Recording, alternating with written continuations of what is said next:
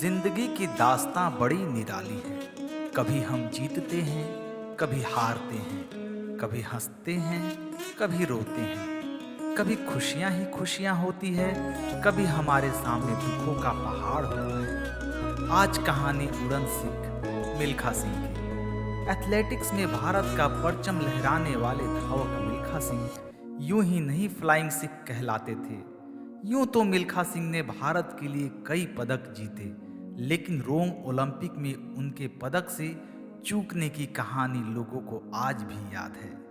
1958 के कॉमनवेल्थ में इतिहास रचने वाले मिल्खा सिंह ने दूसरी बार 1960 के ओलंपिक में अपनी उपस्थिति दर्ज कराई। ये उनकी काफी चर्चित रेस रही।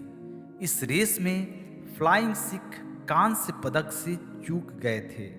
वे तब चौथे स्थान पर रहे, मगर उनका 45.73 सेकंड का ये रिकॉर्ड अगले 40 साल तक नेशनल रिकॉर्ड रहा। हालांकि पदक हारने के बाद भी मिल्खा को दर्शकों का खूब साथ मिला।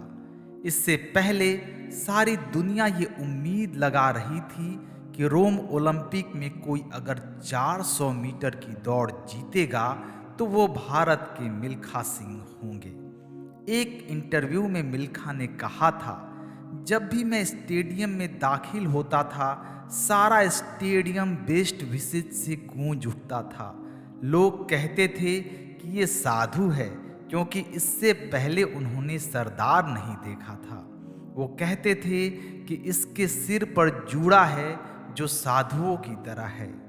1958 कॉमनवेल्थ गेम्स में ऐतिहासिक जीत से ज्यादा लोगों को रोम ओलंपिक में मिली हार का गम था। इस ओलंपिक के दौरान मिल्खा सिंह का नाम अनजान था, मगर पंजाब के एक साधारण लड़के ने बिना किसी ट्रेनिंग के दक्षिण अफ्रीका के मैल्कम स्पेंस को पछाड़ते हुए इतिहास रच दिया था। मिल्खा ने कॉमनवेल्थ गेम्स में आज़ाद भारत का पहला गोल्ड मेडल अपने नाम किया था। साल 1960 में मिल्खा सिंह ने पाकिस्तान में इंटरनेशनल एथलीट कंपटीशन में भाग लेने से इनकार कर दिया था। असल में वो दोनों देशों के बीच के बंटवारे की घटना को भुला नहीं पाए थे। पाकिस्तान में इंटरनेशनल एथलीट में मिल्खा सिंह का मुकाबला अब्दुल खालिक से हुआ। कहते हैं अब्दुल खालिक को एशिया का तूफान कहा जाता था। यहाँ मिल्खा ने अब्दुल को हराकर इतिहास रच दिया। इस जीत के बाद पाकिस्तान के तत्कालीन राष्ट्रपति फील्ड मार्शल अयूब खान ने उन्हें फ्लाइंग सिख की उपाधि से नवाजा।